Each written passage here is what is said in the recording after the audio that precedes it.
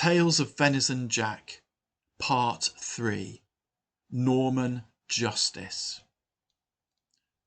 Robert Sonk-Su had captured Venison Jack. The next step was to give him a fair Norman trial and sentence him to death. The process was straightforward. Robert himself acted as the prosecuting and defence lawyers, the judge, and the jury. As such, no one else, including the defendant, needed to be present at the trial, which Robert could therefore complete over his breakfast.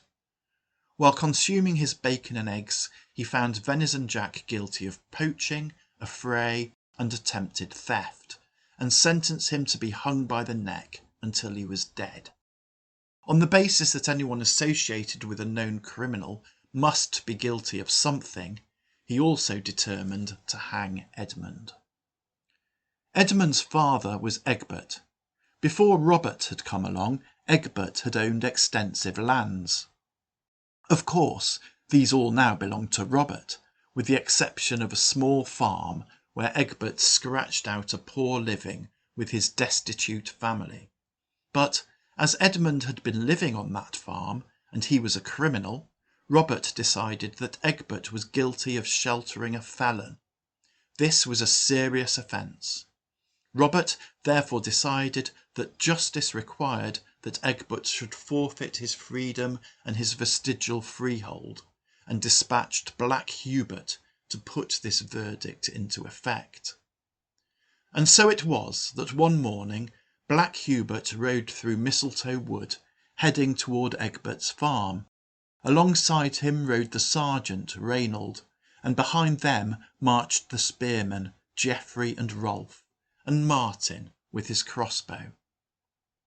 Now Robert Sonk-Su's breakfast had been served to him by Molly the maid, who had been clearing the table when Robert had been giving Black Hubert his instructions. Molly was a gossip, and one of the people she gossiped to was Maud the seamstress, who was at the castle to return Martin's undershirt, which had been rent by one of Gilbert Goosefeather's arrows, and which she had been repairing. Maud was also a gossip. One of the people she gossiped to when she returned to the village was Lambert the carpenter, and he told the news to his friend the butcher, and then both of them went to tell Brother Bevis, who was acting as the leader of the woods warders in Venison Jack's absence. Brother Bevis sent the butcher to go and warn Egbert of his impending arrest, and tell him that assistance was on the way. Time was short, but he managed to locate the archers Gilbert Goosefeather and Wilfrid. Along with Lambert, wielding his trusty axe, they set off for the farm, with the intention of interceding with the Normans on Egbert's behalf. Egbert received the butcher's tidings with grim resignation. He donned his old mail coat and a battered helmet, and took up his two-handed battle-axe. His elder son, Edgar, grasped a spear in one hand and a small round shield in the other. Along with Edgar's wife Ethel and his young daughter Edith, that was the entire household. Egbert was no longer in a position to have any retainers. The family assembled outside the farmhouse and waited for Black Hubert to arrive. The butcher waited along with them. They did not have long to wait. Although the Normans were concealed by the foliage of Mistletoe Wood, the gentle jingle-jangle of their horses' harness could be heard, drawing ever closer. And then the jangling changed tempo, becoming somewhat frantic. Black Hubert had glimpsed Brother Bevis and his merry band through the trees, approaching the farm from the opposite direction. Assuming that the friar's purpose was to warn Egbert of his peril, and concerned that his quarry might flee from his clutches, Black Hubert had put his spurs to his horse and, followed by Reynold, was galloping forward, aiming to forestall any such eventuality. Rolf ran after them as fast as he could, but they quickly left him behind. Martin decided to take an alternative route and work his way round to the flank, where he would have a better chance of getting a clean shot off with his crossbow if this was required, and Geoffrey decided to tag along with him. As Hubert and Reynold rode up to the farmhouse, Egbert turned to his wife and daughter and told them to run and hide in the forest. Reluctantly, they complied. Then he strode forward toward the two horsemen and asked them what they wanted. On being told that they intended to take him into custody, he suggested that if they wanted a beating, they could come and try. Otherwise, they could get lost. He also made some general comments about Normans that were rather impolite. This badinage annoyed Reynold, who rode forward and swung his sword at Egbert.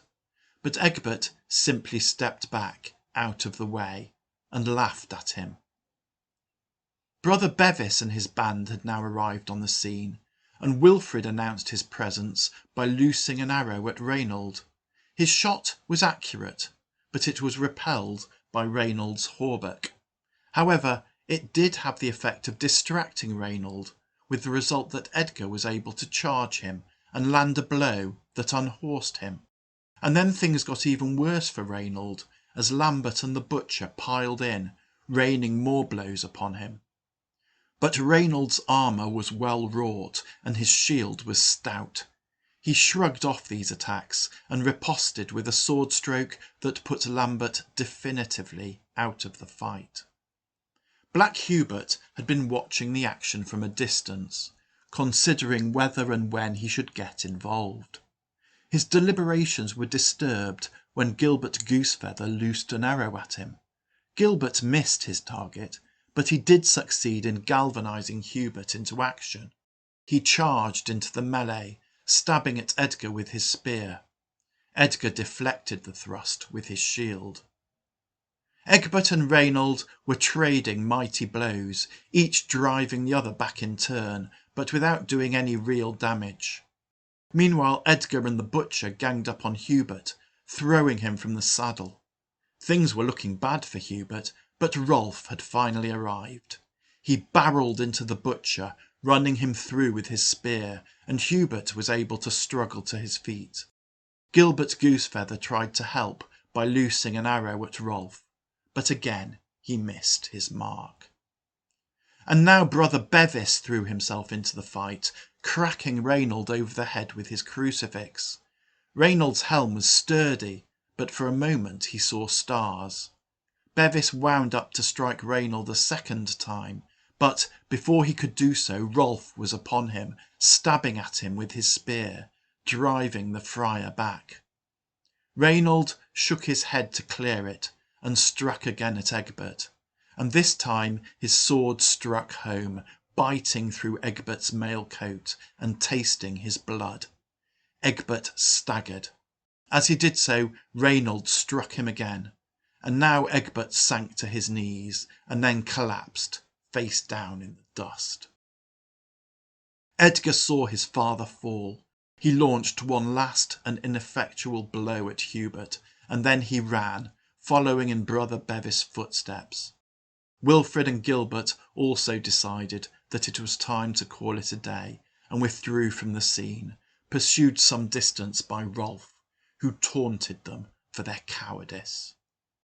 Martin and Geoffrey now strolled up and asked if there was anything they could do to help. Black Hubert reprimanded them for their tardiness and suggested that they might examine Egbert's prone form and bury his corpse if he was dead, or take him captive if he was not. On inspection, it proved that Egbert still lived, and he was duly taken back to Robert Sonk-Su's castle, where he was imprisoned, along with his son Edmund and with Venison Jack.